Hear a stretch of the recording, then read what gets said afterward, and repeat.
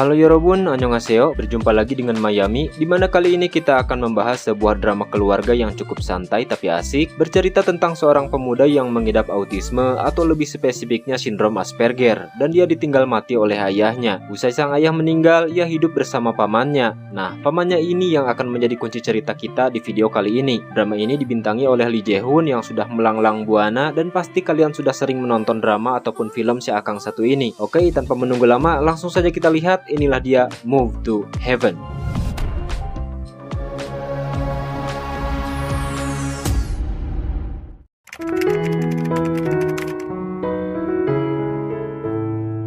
Han Guru tinggal bersama ayahnya Han Jong-woo. Mereka hidup harmonis, terlepas dari kondisi guru yang berbeda dengan anak lainnya. Guru mengidap sindrom Asperger yang membuatnya sulit memahami emosi dan berinteraksi sosial. Namun di balik itu, ia adalah anak yang jenius yang dapat mengingat hal-hal kecil dan cepat mengidentifikasi masalah.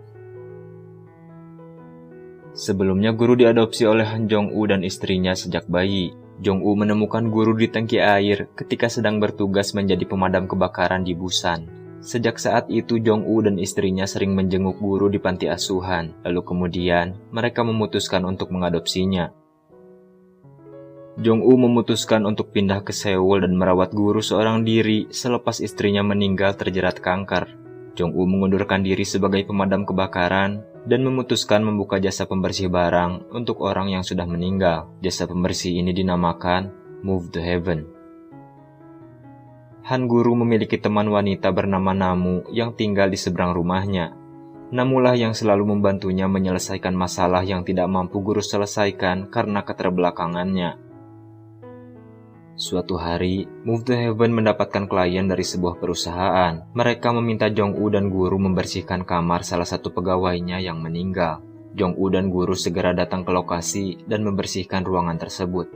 Yang membuat mereka berbeda dari sekian banyaknya jasa pembersih barang, mereka selalu menyortir barang-barang penting milik mendiang untuk diberikan kepada orang yang ditinggalkan. Setelah menyelesaikan tugas mereka yang pertama, Jong-woo mengajak guru untuk pergi menemui seorang pengacara. Namun guru menolak karena ia sedang sibuk melihat akuarium yang ada di rumah duka.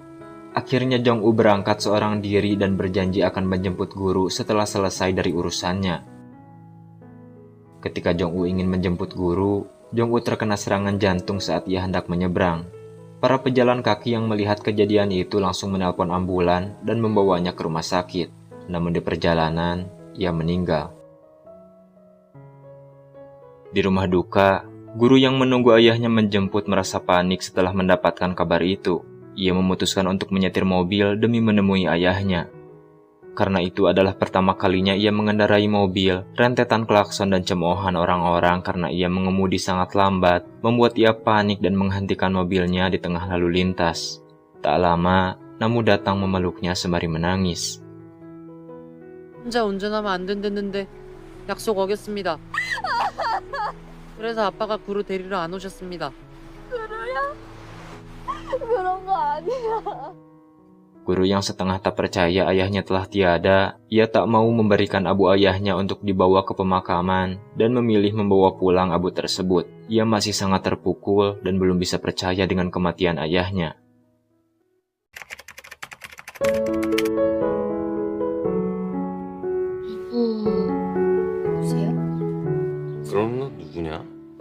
Beberapa hari setelah kematian Jong-woo, paman guru yang bernama Sang-gu datang. Ia mengatakan kalau dirinya sudah menjadi wali sah untuk guru. Sang-gu didatangi oleh pengacara Oh tepat ketika ia terbebas dari penjara. Pengacara Oh memberitahu kepada Sang-gu kalau kakaknya Jong-woo sudah meninggal. Dan menurut surat wasiat yang ditinggalkan mendiang, Sang-gulah yang harus menjadi wali sah untuk anak itu. Awalnya Sang-gu menolak karena ia tak sudi berurusan dengan kakaknya lagi. Tetapi ia berubah pikiran setelah pengacara Oh bilang kalau Sang-gu bisa menguasai seluruh aset yang ditinggalkan kakaknya selama ia menjadi wali sah bagi guru. Syarat untuk menjadi wali yang sah, Sang-gu hanya perlu hidup selama 3 bulan bersama guru, dengan catatan tidak ada konflik dengan anak itu dan juga harus bergabung dengan Move to Heaven menggantikan kakaknya. 장애? 구루군은 약간의 장애를 가지고 있습니다. Datang ke rumah itu dengan misi menguasai seluruh aset peninggalan kakaknya, ternyata guru tidak menerima kehadirannya begitu saja. Guru mengatakan kalau dia mau tinggal di rumah itu, maka ia harus tidur memasang tenda di ruang tamu. Dan yang terpenting, ia tak boleh menggunakan barang-barang milik ayahnya. 아빠 컵은 아빠만 쓸 수 있습니다. 비용신? Setelah beberapa hari hidup bersama, guru tidak tahan dengan kelakuan Sanggu yang semena-mena, mengotori rumah, dan selalu merokok. 나 무슨 퍼포먼스인 줄 알았잖아. 니네 집이 아니라 우리 집이라는 거. Namun yang merasa khawatir dan curiga dengan kehadiran Sanggu di rumah itu, ia memasang alat monitor di rumah guru untuk mengetahui kondisi dan aktivitas mereka di sana. Dengan demikian, ia bisa lari ke rumah itu menyelamatkan guru jika sewaktu-waktu terjadi sesuatu yang tak diharapkan.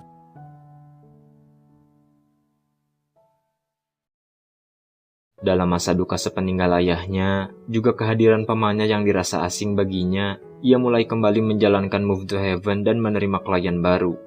Saat itu Sanggu harus ikut menangani klien tersebut sebagai salah satu syarat untuk menjadi wali sah guru. Dengan terpaksa, ia pun ikut berangkat ke tempat klien.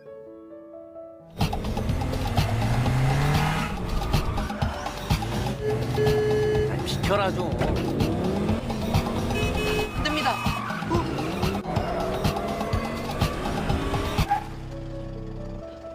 이거 맞지? Tiba di sana, guru merasa takut untuk memulai ritual pembersihan karena biasanya ia melakukan hal itu dengan sang ayah. 아빠 있을 때랑 똑같이. Ia terdiam sejenak dan memejamkan matanya, mencoba mengingat apa yang biasanya ayahnya lakukan. Setelah merasa tenang, ia memulai proses pembersihan itu sendiri. Sementara Sanggu, ia menolak untuk membersihkan setelah melihat rumah itu kotor dan dipenuhi belatung bekas tubuh korban.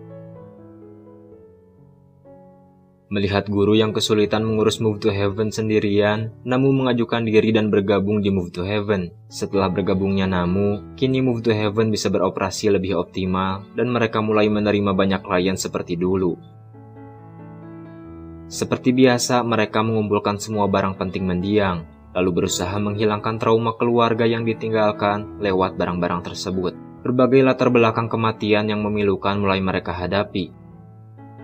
Dimulai dari seorang ibu demensia yang terus menabung demi membelikan anaknya jas terbaik, seorang dokter yang tak sempat menyatakan cinta kepada orang yang dia cintai, pasangan suami istri yang memilih untuk bunuh diri karena tidak sanggup dengan tekanan yang mereka hadapi, seorang pria yang berjuang mencari ibunya, bahkan seorang wanita yang dibunuh oleh pacarnya sendiri. Dari berbagai kasus itu, guru mendapatkan nomor seorang jaksa bernama Lee Juyong. Jaksa itu bilang, guru boleh menelponnya kapan saja ia mau jika sewaktu-waktu ia ataupun Move to Heaven sedang berada dalam kesulitan.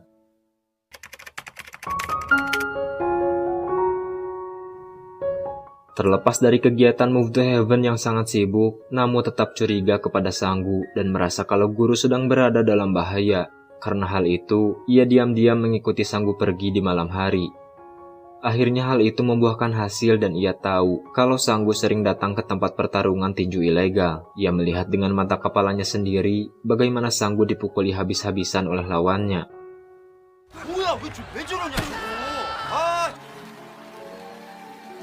Hal itu membuat ia semakin khawatir kepada guru dan ia memutuskan untuk mengadu kepada pengacara Oh. Namun datang ke pengacara Oh dan ia meminta supaya Sanggu tidak dipilih untuk menjadi calon wali guru yang sah. Ia khawatir kehidupan kelam Sanggu akan membuat teman baiknya terluka suatu hari nanti. Pengacara Oh menjawab, tidak ada bukti kalau Sanggu pernah menyakiti guru dan keputusan itu sudah dibuat sendiri oleh mendiang ayahnya. Pengacara Oh yakin guru akan baik-baik saja karena guru memiliki Namu yang selalu menjaga tanpa harus diminta. Hal itu membuat Namu tersanjung, namun setelah pertemuan dengan pengacara Oh, ia semakin hari semakin curiga dan bersemangat untuk mengawasi semua hal yang Sanggu lakukan. Sanggu yang tak mengetahui kecurigaan Namu padanya, ia tetap beraktivitas seperti biasa. Namu juga beberapa kali melihat Sanggu pergi di malam hari, di mana Sanggu selalu bertemu dengan seorang perempuan yang selalu ia panggil Madam. Madam adalah orang yang selalu mengatur pertarungan untuk Sanggu agar ia bisa menjalankan bisnis judi ilegalnya. Namun sebuah tragedi di masa lalu pernah terjadi, membuat Sanggu ingin berhenti dan tak mau lagi bertanding untuk Madam. 10 tahun lalu, Sanggu menyelamatkan seorang anak sekolah yang hendak lompat bunuh diri akibat dibully. Sanggu sendiri tak menganggap itu hal yang besar, tapi bagi orang yang terbebas dari kematian setelah diselamatkan, anak sekolah bernama Kim Suchol merasa bahwa Sanggu adalah pahlawan yang sudah menyelamatkan hidupnya. Usai kejadian itu, Suchol selalu meminta diajarkan tinju oleh Sanggu. Ia ingin bisa membela diri jika sewaktu-waktu ia kembali dibully. Awalnya Sanggu menolak karena dipikirnya itu hanya membuang-buang waktu. Namun karena Suchol terus-terusan datang mengganggunya berlatih, ia pun menjadikan Suchol sebagai muridnya. Ia mengajarkan semua hal tentang tinju siang dan malam, sembari tetap menyuruhnya kuliah supaya kemampuannya seimbang. Membuat Suchol menjadi petarung hebat dan menjuarai ajang tinju nasional. Tidak seperti dirinya yang hanya petinju ilegal. Ia menjadi support system terbesar bagi Suchol, sampai berbagai penghargaan didapatkan olehnya. 나 권투 그만두려고. Namun suatu hari, Suchol mengatakan kepada Sanggu kalau ia tidak akan meneruskan karir tinjunya. Ia menyembunyikan kebenaran dan hanya beralasan kalau ia ingin membuka toko kecil bersama ayahnya. Meski berat, dengan bijak Sanggu menerima keputusan itu. Padahal, alasan sebenarnya adalah Suchol mengidap penyakit kritis yang disebut mabuk pukulan. Hal itu disebabkan karena terlalu sering mendapat pukulan di kepala yang membuat kerusakan di otak dan dapat membuat penderitanya meninggal. Sanggu yang tetap bekerja sebagai petinju ilegal mendapatkan misi untuk pertarungan terbarunya. Namun kali ini, ia harus menahan diri selama 6 ronde demi bisnis perjudian madam. Dan di ronde ke-7, baru diperbolehkan meng-KO lawan. Aku sudah menyiapkan lawan yang kuat, tapi jangan sampai kau mengalahkan sebelum ronde ke-7, supaya bisnis judiku menghasilkan banyak uang, ucap madam dengan penuh percaya.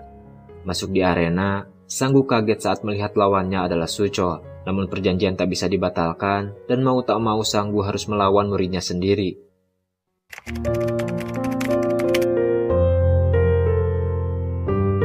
Ronde demi ronde berlalu dan Sanggu tetap profesional meskipun ia tak tega menyakiti Suchol. Ia bisa merasakan kondisi Suchol semakin memburuk setiap rondenya. Ketika ronde ke-7, Sanggu memukul Suchol dan memintanya untuk tidak bangun supaya pertarungan itu dapat selesai. Namun Suchol tidak mengikuti titahnya dan terus bangun, sehingga Sanggu harus memukulnya dengan sangat keras, sehingga membuat Suchol tak sadarkan diri. 일어나지 마. 일어나지 좀 하지 말라고.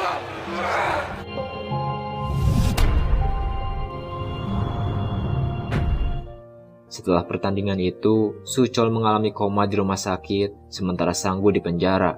Suchol hanya ditemani adiknya selama dirawat, dan Sanggu baru bisa rutin menjenguk Suchol usai bebas dari jeruji besi. 일어나 이 새끼야. 일어나라고. 내 말 안 들려? 일어나서 죽여보라고 이 새끼야. Suatu malam, Sanggu mendapat kabar kalau Suchol dalam keadaan kritis. Adiknya mengatakan Suchol harus dioperasi sementara keadaan mereka terhalang biaya. Dokter juga sudah mengatakan kepada mereka berdua kalau ini sudah waktunya mereka merelakan Suchol karena mungkin nyawanya tak bisa terselamatkan. Namun Sanggu tak bisa merelakannya begitu saja selama masih ada peluang. Ia berjanji akan membawa uang itu secepatnya supaya Suchol bisa menjalani operasi. 그만하자. 안 돼. 이렇게 사는 건 사는 게 아니라고. 살게 할 거야. 상고 오빠. Sanggu berlari ke rumah lalu diam-diam masuk ke kamar Jong-u dan mengambil sertifikat tanah. Ia membawa sertifikat tanah itu kepada madam untuk dijadikan jaminan demi bisa meminjam uang darinya. Madam akan memberikan uang dengan syarat Sanggu harus kembali bertanding. Dengan terpaksa, Sanggu pun mengiyakan meski hati kecilnya menolak untuk kembali ke arena. Setelah mendapatkan uang, Sanggu kembali ke rumah sakit dengan harapan Suchol masih bisa diselamatkan. Namun harapan itu pupus karena sesampainya di rumah sakit, Suchol sudah meninggal. 네 목숨 내 거라며. 빨리 일어나서 약속 지켜 이 새끼야. 누가 허락받고 죽는 건데? Sanggu tak bisa menahan sedihnya mengingat dia adalah alasan Suchol harus meninggal. Rasa bersalah itu semakin membesar dan membuat Sanggu mengajukan diri untuk membersihkan kamar Suchol. Saat membersihkan seisi kamar itu, ia menemukan begitu banyak barang yang mengingatkan pertemanan mereka. Setelah itu ia mendapat telepon dari madam yang memberitahukan jadwal pertarungan Sanggu selanjutnya. Sanggu menolak dan ia mengatakan kalau ia benar-benar tidak akan kembali lagi ke arena terlepas dari surat perjanjian yang sudah mereka tanda tangani sebelumnya. Ia memutuskan untuk kabur dari rumah dan bekerja sebagai kuli bangunan untuk bisa mengembalikan uang yang sudah ia pinjam dari madam. Ia juga berpesan kepada guru kalau ia tak akan pernah kembali ke rumah. Guru panik setelah menerima pesan dari Sanggu. Ia berteriak dan suaranya terdengar lewat monitor yang dipasang Namu di rumah itu. Namu segera bergegas ke sana dan menanyakan apa yang terjadi. Ketika tahu kalau Sanggu kabur dari rumah, Namu sebenarnya sedikit lega dan ia meminta guru untuk tidak mencari pamannya. Tapi guru bersikeras, ia harus menemukan Sanggu karena Sanggu adalah satu-satunya keluarga yang ia miliki saat ini. Guru langsung menyebar pamflet berita kehilangan dan menempelnya di berbagai tempat. Saat menempel pamflet itu satu persatu, guru diculik oleh orang suruhan madam. Sanggu yang sedang bekerja, ia mendapat pesan dari madam yang mengancam akan menyakiti guru apabila Sanggu tidak kembali ke arena. Melihat keponakannya berada dalam bahaya, entah mengapa Sanggu tergerak hati dan datang ke tempat madam untuk menyelamatkannya, padahal ia sama sekali tidak menyayanginya. Madam berjanji tidak akan menyakiti guru sekaligus akan mengembalikan sertifikat tanah itu dengan syarat Sanggu harus kembali ke arena untuk bertarung. Lagi-lagi, pada akhirnya Sanggu harus mengiyakan permintaan madam dan siap kembali ke arena. 그루한테 남은 식구 이제 삼촌뿐이잖아요.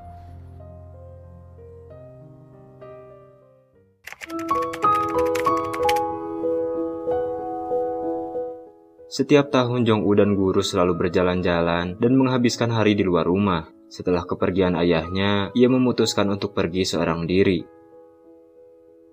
Namun sangat mengkhawatirkan guru yang pergi sendirian, sehingga ia meminta Sanggu untuk mengikuti guru secara diam-diam.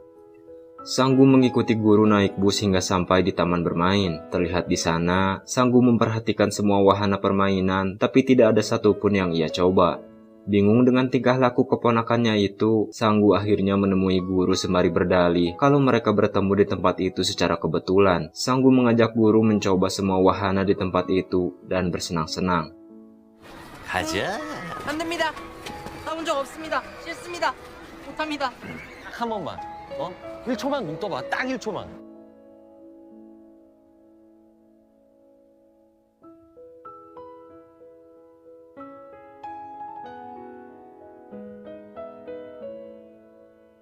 Usai menikmati semua wahana, guru mengatakan kalau ia harus pergi ke suatu tempat dan ia meminta Sanggu untuk tidak mengikutinya.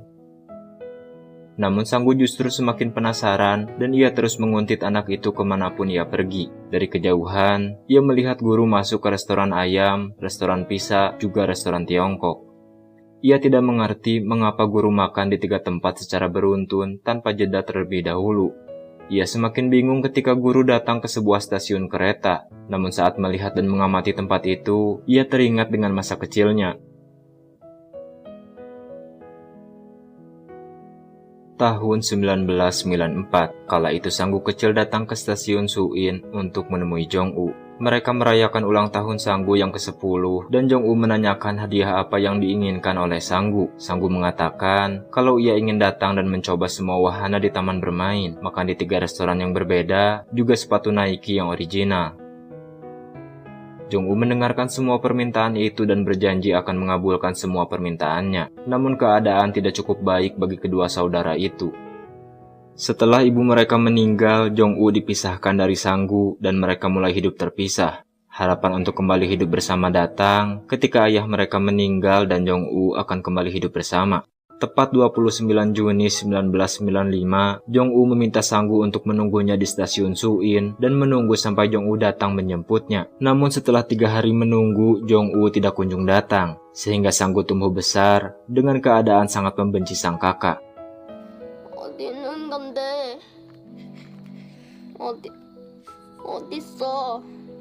Kembali ke masa sekarang, Sanggu melihat guru sedang berdoa di stasiun Suin. Sanggu merasa sangat marah karena guru mengingatkan memori buruknya bersama sang kakak di masa lalu. Ia meluapkan rasa sakitnya di hadapan guru, namun guru bisa membalas rasa sakit itu. 얼마나 기다렸는데 왜 못 온 건데? 얼마나 무서웠는데? Guru mengatakan kalau pada tanggal 29 Juni tahun 1995, sebuah mal di Korea yaitu Mall Sampong rubuh karena kesalahan konstruksi. Kecelakaan ini menyebabkan lebih dari 1.000 orang tewas dan luka parah. Ia mengatakan kalau punggung ayahnya memiliki bekas luka yang besar akibat reruntuhan Mall Sampong. Jong-u yang terluka harus dirawat selama 3 hari di rumah sakit, dan kenyataan itu membuat Sang-gu terdiam. Guru dan Sang-gu akhirnya pulang ke rumah. Sebelum masuk, guru bilang ada yang harus ia simpan terlebih dahulu di lemari gudang. Karena penasaran dengan isi lemari gudang itu, Sang-gu pun masuk ke sana dan membuka isi lemari itu. Di situ ia menemukan pamflet orang hilang berisi identitas dan fotonya di masa kecil, pertanda kalau kakaknya pernah berusaha mencarinya dan berharap untuk menemukannya di masa itu. Di situ ia juga menemukan banyak sekali box sepatu Nike yang membuatnya teringat akan permintaan kado ulang tahun ia kala itu. Ternyata kakaknya setiap tahun membelikannya sepatu Nike sesuai permintaannya dan sepatu itu terkumpul selama ini. Ia tak bisa menahan kesedihannya dan rasa bersalahnya terhadap Jong-u. Ternyata selama ini ia membenci sang kakak tanpa pernah tahu alasan mengapa Jong-u tak datang menjemputnya saat itu.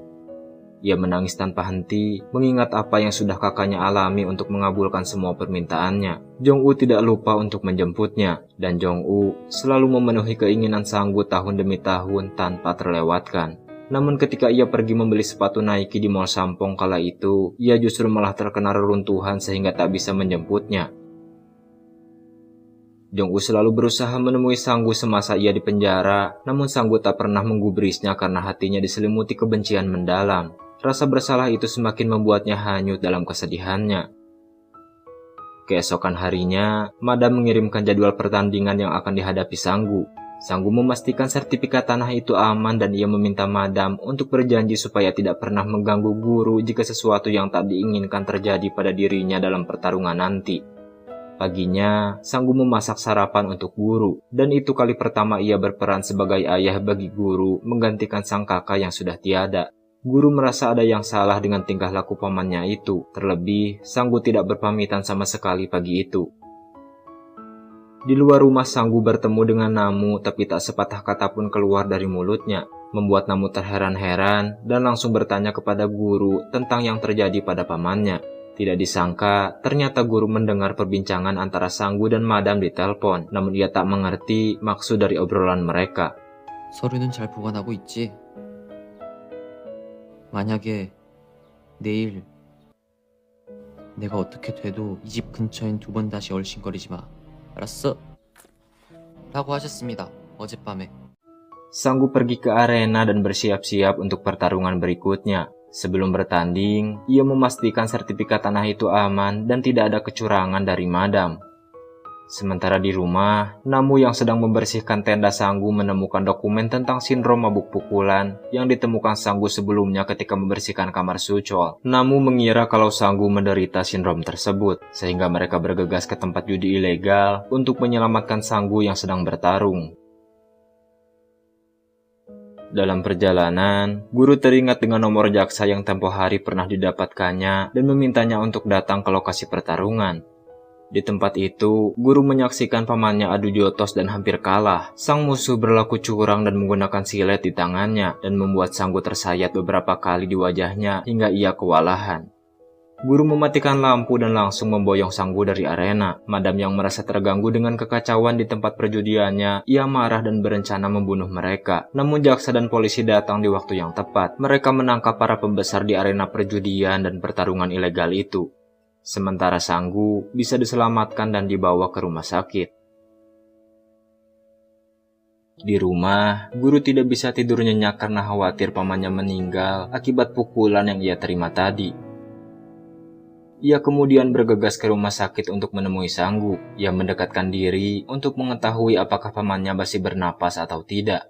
Sang-gu yang terbangun mengatakan kalau ia baik-baik saja. Guru membalas, dulu ayahnya juga berkata baik-baik saja, namun akhirnya ia mati tanpa sepengetahuannya.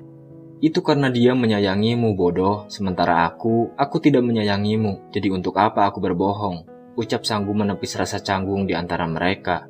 Guru merasa lebih baik. Ia meminta pamannya untuk jangan pernah menyayanginya, supaya pamannya tidak akan berbohong padanya tentang rasa sakit yang dialaminya. Biarkan dirinya saja yang menyayangi pamannya sepenuhnya. Lalu ia pun terlelap.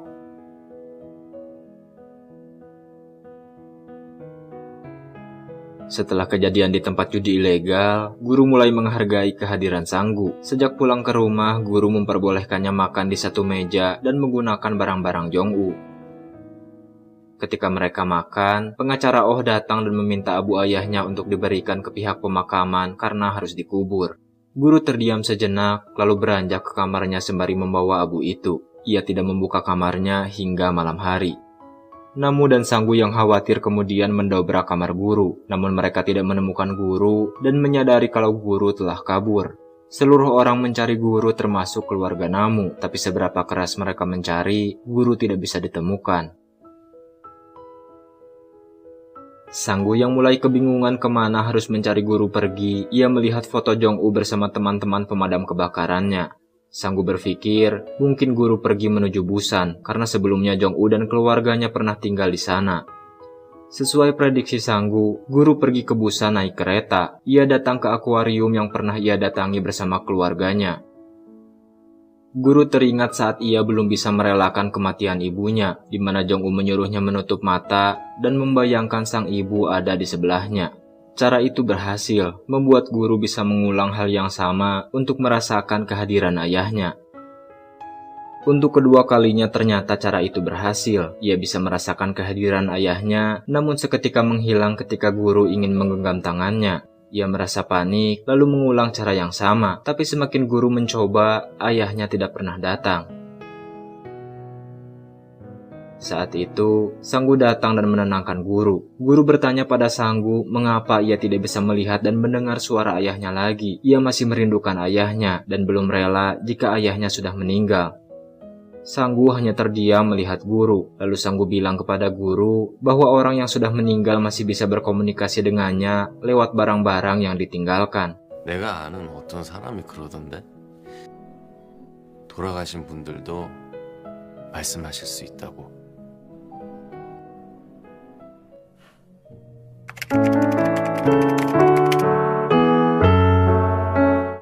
Perkataan Sanggu membuat guru memutuskan untuk membersihkan kamar ayahnya.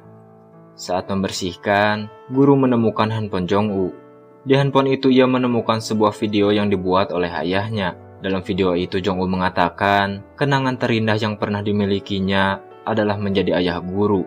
Jong-u juga bilang bahwa setelah kepergiannya, guru bisa menyimpan semua kenangan yang mereka miliki dan guru akan baik-baik saja. Guru yang jarang memperlihatkan emosinya mulai merasa sedih dan berkaca-kaca. Guru sadar kalau ia harus benar-benar merelakan ayahnya. Ia akhirnya mengubur abu kremasi ayahnya dan memasang pelang nama ayah dan ibunya di sebuah pohon. Ketika semua orang pulang dari pemakaman, guru merasa masih ingin mengucapkan perpisahan untuk yang terakhir kalinya. Ia berlari menuju pohon dan memeluknya dengan erat dikarenakan ia belum bisa sepenuhnya merelakan kepergian orang tuanya. Walaupun begitu, hidup harus terus berjalan. Ia juga teringat ucapan ayahnya bahwa orang yang tak bisa ia lihat bukan berarti tidak ada di sisinya. Ia yakin kalau ayah dan ibunya akan selalu hadir di hati dan pikirannya sampai kapanpun itu.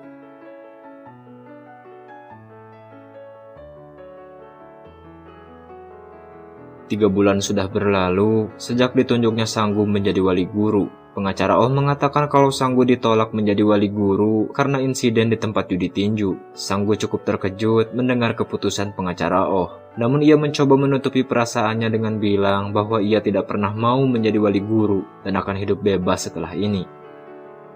와, 뭐 이렇게 홀가분한 거를 안 그래도 더 하자고 해도 못하겠다고 때려칠 판이었어요. 제가 잘 됐네요. Ketika Sanggu hendak keluar ruangan, pengacara Oh menghentikannya. Ia mengatakan walau ia sebagai pengacara menolak Sanggu menjadi wali guru, tapi keputusan itu belum sah karena guru ingin Sanggu tetap menjadi walinya. Dengan demikian, pengacara Oh memutuskan supaya Sanggu tetap menjadi wali sah guru. Hal ini ia lakukan karena pendapat guru sangat penting untuk mengambil keputusan kontrak perwalian.